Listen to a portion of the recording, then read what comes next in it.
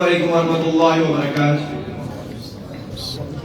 الحمد لله رب العالمين والصلاة والسلام على أشرف الأنبياء والمرسلين.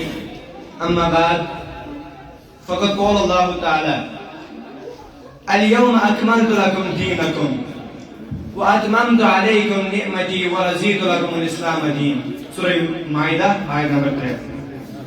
صدر انجمن اور محترم سامعین، آج کی اس انجمن میں جس موضوع پر میں بولنا چاہتا ہوں اس کا نام ہے خطبہ حاجت اللہ. سامعین کرام، مکہ کے 2 سال بعد سن 10 ہجری میں جب نبی اکرم صلی اللہ علیہ وسلم نے حج کرنے کا ارادہ کیا، مسلمانوں کو جب آپ کے اس ارادے کا پتہ چلا تو وہ عرب کے ہر حصے سے نکل کر مدینہ پہنچنا شروع ہو گئے تاکہ رسول اللہ صلی اللہ علیہ وسلم کے ساتھ حج کرنے کی سعادت حاصل کر سکیں. اندازہ ہے کہ اس موقع پر تقریباً 1 لاکھ سے زیادہ مسلمانوں نے حج کیا.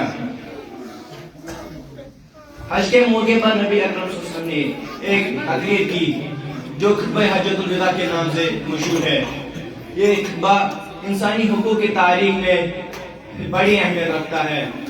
آپ نے فرمایا: دور جہالت تمام قانون طریقہ ختم کرنا، تمام انسان آدم اولاد اللہ تعالیٰ کس بیچن کس اجمیس پہ، کس اجمیس کس عربیس پہ، کس کرہنس کس سفیدس پہ، کس سفید کس کرہنس پہ کہہند فوقیت آمد کرنا.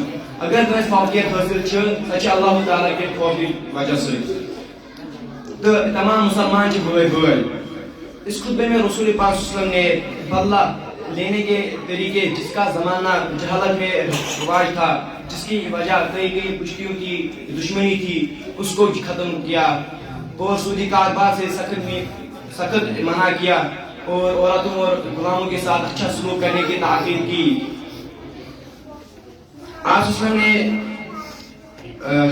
آپ نے خطبہ کر کے پوچھا کہ تم میں سے یہاں میرے متعلق پوچھا جائے گا تو تم کیا جواب دو گے؟ سب نے ایک آواز میں کہا: ہم کہیں گے کہ آپ نے اللہ کا پیغام ہم تک پہنچایا اور اپنا فرض ادا کیا. اس پر آپ نے آسمان کی طرف اپنی انگلی اٹھائی اور 3 بار فرمایا: اے اللہ گواہ رہنا، اے اللہ گواہ رہنا، اے اللہ گواہ رہنا. اس وقت جب آپ بے الفاظ کہہ رہے تھے تو یہ آیت کریم نازل ہوئی: الیوم اکملت لکم دینکم، آج میں نے تمہارے لیے تمہارا دین مکمل کر دیا. وَأَتْمَمْتُ عَلَيْكُمْ نِعْمَتِي، اور اپنا انعام تم پر بھرپور کر دیا.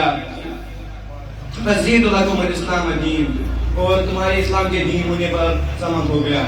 رب العالمین سے دعا ہے کہ ہم سب کو حجت الوداع کے اس خطبے پر عمل کرنے کی توفیق بخشے. آمین. وآخر دعوانا الحمدللہ رب العالمین. السلام علیکم ورحمۃ اللہ وبرکاتہ.